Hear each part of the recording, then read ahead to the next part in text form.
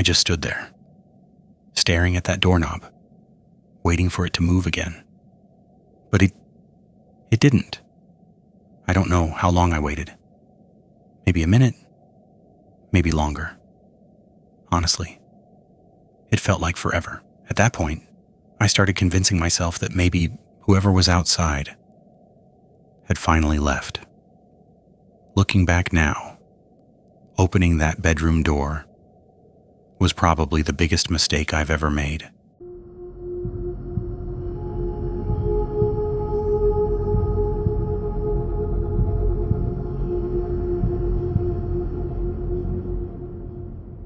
I took a deep breath, unlocked the bedroom door, and opened it as slowly as I could.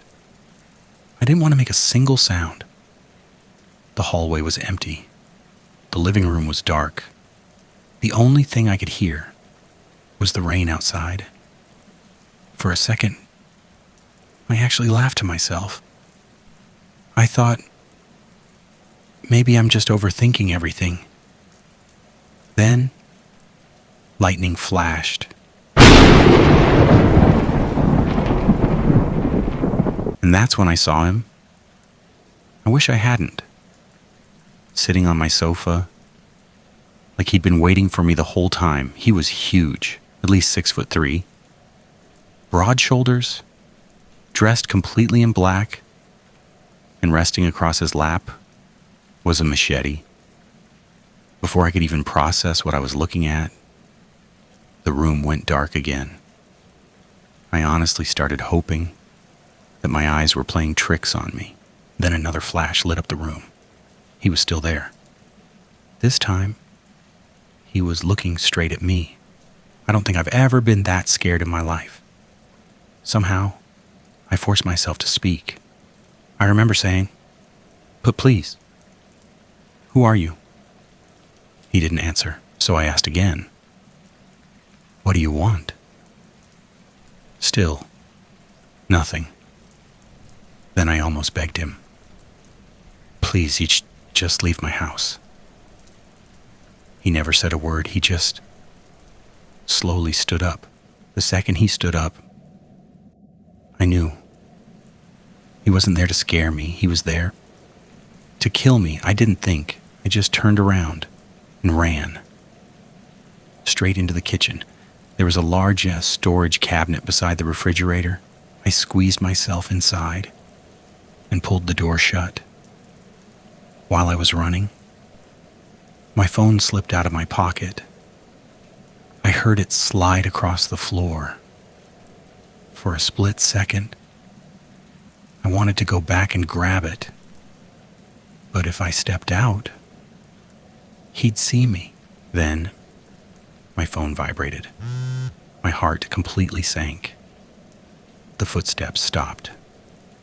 I could only see a tiny part of the kitchen through a gap in the cabinet door. I watched him bend down and pick up my phone. The screen lit up. I could just barely read the notification. He looked at the screen for a few seconds. Then he smiled. Not a normal smile, the kind of smile that makes your stomach drop. Then he quietly said, "Your mother never learned. Neither will you." I still get chills. Every time I think about that sentence, I had no idea what he meant, but the way he said it, it sounded personal. A few seconds later, he started walking around the house, slowly, almost like he wasn't searching. He was enjoying it. Then, I heard him whistle, a slow tune. It echoed through the entire apartment. And then, he called my name. "Ethan, I know you're here." He wasn't shouting. He sounded calm somehow. That scared me even more. I covered my mouth with both hands. I didn't even want him to hear me breathing. My elbow accidentally hit a stack of plates. The sound echoed through the kitchen. Everything went silent. Even the whistling stopped.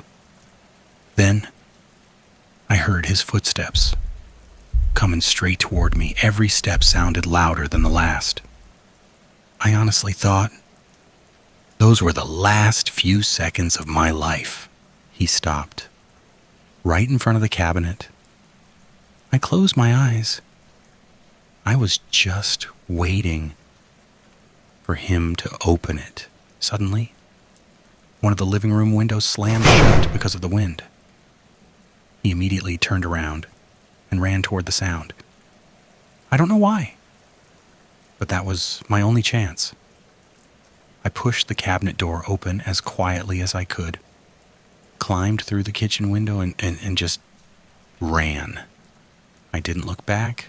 I didn't stop. I just kept running until I reached my neighbor's house. I stayed with my neighbors for the next few days. I refused to go back into that apartment. But there was one thing that never left my mind. Those words. Your mother never learned. Neither will you. I kept asking myself, what did he mean? Did he know my mother? If he did, how? And why did it sound like whatever happened between them wasn't over yet?